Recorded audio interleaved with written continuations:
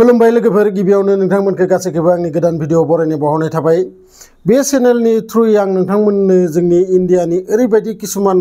जाथायफोरनि बिसय रायज्लायो जेखौ आङो क्राइमखौ स्टोरी टाइपै आं नोंथांमोननो फोरमायनो नाजायो आरो बे स्टोरीफोराव नोंथांमोना गोबाङानो गोबाङै कमेन्ट्स हरो बा आंखौ सापर्टबो खालामो आरो बिनि थाखाय जोबोद साबायखर नोंथांमोनखौ। आरो दिनैबो आङो बिदिनो मोनसे स्टोरी लानानै फैदो जाय स्टोरीया जालांदोंमोन थांनाय जानुवारिनि 14-15 तारिखै आरो बे जाथायाबो जोबोद गिनो गोनां जोबोद दुखुनांथाव आरो सानस'हायै जाथाय जे सासे सुबुङाबो बेफोरबायदि खामानि माबोरै मावनो हागौ। गोदो गोदाय जोंनि बोराय बुरैफोरा बुङोमोन जे हाबा जानायनि 7 बोसोर जुदि हौवा हिन्जाव जयै थादोबा नांलायागारा जेबो दावराव दावसि जायागारा अब्ला बे जराया थैजासिम माने खोब मोजाङै संसार जालाङो होननानै। नाथाय दिनै जाय जाथायखौ आं नोंथांमोननो फोरमायनो सानदों बे जाथाया 13 बोसोर सिगांनो बिथांमोना जुलि जादोंमोन आरो लोगोसे बिसा 2 गथ'बो दंमोन। दा डिटेल्सै नोंथांमोननो आं खोन्थानोसै। एक्चुअली 14 जानुवारि खालि मकर संक्रान्तिमोन आरो बै मकर संक्रान्ति खालि गासै फेमिलिफोरा गुरुमुर्ति आरो भेंकट माधबी होननाय हौवा हिन्जाव सानैबो बिसानि न'आव गावसानि जि हौवानि बिनानाव बा बिखुमजो गासैबो फैनानै फेमिलियैनो बेयाव ओंखाम बोथिसे जाफैयो आरो जाफैनानै मोनाबिलियाव जेब्ला गासैबो थांनो ओंखारो अब्ला बै गुरुमुर्तिया गावनि जि गथ' सानैखौ बिनानावजों थिनहरफायो आरो बिनानावजों थिनहरफानायाव बिनानावाबो लानानै थाङो बिसोरखौ। नाथाय बेफोरबायदि जाथाया जागोन रावबो सानाखैमोन। हराव बै गुरुमुर्तिजों आरो लोगोसे बै भेंकट माधबी सानैबो हौवा हिन्जावनि गेजेराव माबा मोनसे कारनाव नांलाय खमलाय जायो आरो नांलाय खमलाय जानायनि उनाव बैयो गुरुमुर्तिया गावनि हिन्जावखौ उवालाव खर'खौ नारथाबनानै खोब खस्थ' होयो बिखौ आरो मब्ला बै हिन्जावा थैलाङो बियो थरखोनो मोना। आरो बे गुरुमुर्तिनि बिसय आं नोंथांमोननो खोन्थाग्रोनि। बे सासे रिटायार्ड कर्नेलमोन आर्मिमोन बियो आरो दासान्दि बियो गंसे प्राइभेट कम्पानियाव खामानि मावबायदोंमोन। आरो बै जेब्ला थैयो हिन्जावा बिनि उनाव बियो दा मा खालामनो खोब सानबाय बियो दा गोथैसोखौ मा खालामनाया मोजां जागोन माबोरै बियो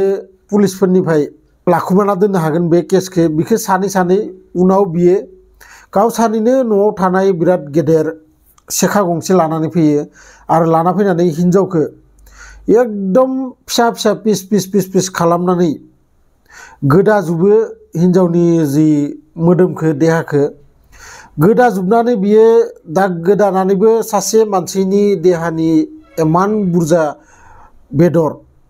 बिखौ अबेयाव गारहैनो बियो आरो मोनामनायनि मोनसे गिनो गोनां। बिनि थाखायनो बियो मा खालामो बै बेदरफोरखौ कुकाराव होनानै बयल खालामो आरो जाहाथे न' सिङाव जेबो मोनामनाय ओंखारा बिनि थाखाय खेरखिफोरखौ खेंनानै होयो। बै बडिनि जि थै बा भेबुफोरखौ बियो फिसा फिसा दानग्लिजोबनानै गावसानिनो जि बाथरुम दंमोन बै बाथरुमाव बेखौ गारहैजोबो आरो बै बाथरुमखौ बा गासै न'खौनो न'नि जि फ्लर दंमोन केमिकेल लाबोनानै बियो बेफोरखौ सुजोबो आरो बिनि जि हारा जि गेदेर गेदेर हाराफोरखौ जेरै आथिंनि हाराफोरा बिराद गेदेर गेदेर बेफोरखौथ' आरो फटकनो बिदि दानफ्लेजोबनो हाया। बियो मा खालामो बेयाव मस्ला उननाय बिराद गेदेर अन्थाइ थरसेदो बेफोरखौ बियो गावसानिनो न' सिङाव साउन्ड बक्स दामनानै बै हाराफोरखौ बियो देग्लि बेफोरखौ टुक्रा खालामजोबो आरो खालामजोबनानै लासै गावसानिफ्राय एसे गोजानाव मोनसे बिलो गेदेरथार दंमोन आरो बै बिलोआव थांनानै बेफोरखौ बियो गारहैयो आरो मोदोमफोरखौबो किसुमानखौ जायखौ माने रुखांनानै बेफोरखौ बियो बै बिलाव गारहैयो जाहाथे नाफोरा जालाङो बेखौ आरो बे गासै खामानिखौ बियो प्राय 24 घन्टा नांदो बे गासै देहाखौ माने गारहैजोबनो थाखाय बा बेखौ गाइड खालामनो थाखाय बिनि उनाव अखानायै बै भेंकट माधबीनि जे बिमा अर्थात बै गुरुमुर्तिनि बिखुमजोआ फन हरबाथाय बियो बुङो जे बिथ' मायावबा ओंखारलांदो फुङावनो दाबो गिदिंनानै फैयाखै आरो बिदि बुंनायाव बै बिमायाबो एसे सिन्तायाव गोलैयो आरो बिमाया सानो जे माब्लाबाबो बेफोरबायदि आंनि फिसाजोआ जेरावबो थांफेरा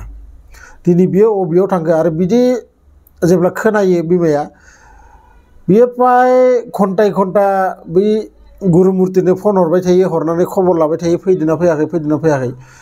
आरो बिदिनो 15 खालिबो हरसेया फन हरै बै फिसाजोआ गिदिंनानै फैयाव 16 खालि बियो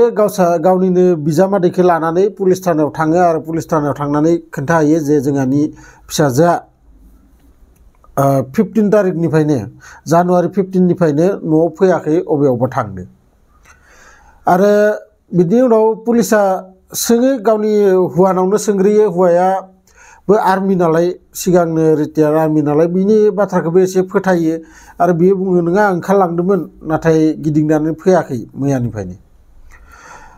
जेब्ला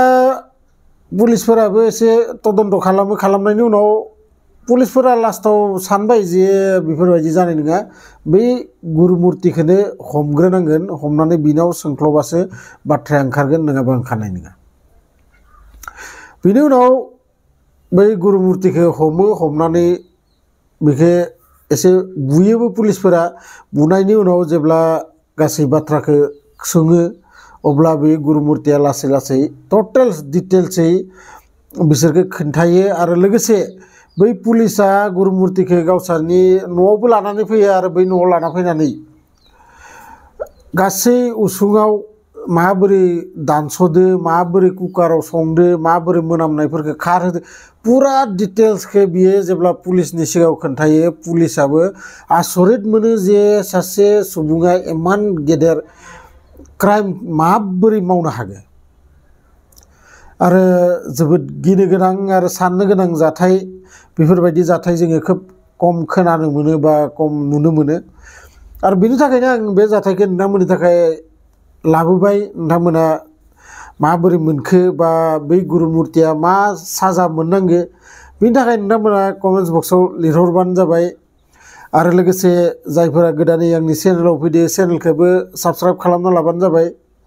मानोना आं बेफोरबायदि भिडिअ नोंथांमोननि थाखाय लाबोगासिनो थायो लोगो मोनगोन बिदिनो मोनसे इन्टारेस्टिं भिडिअ लानानै नेक्स्ट भिडिअआव अब्लासिम गोजोन्थों।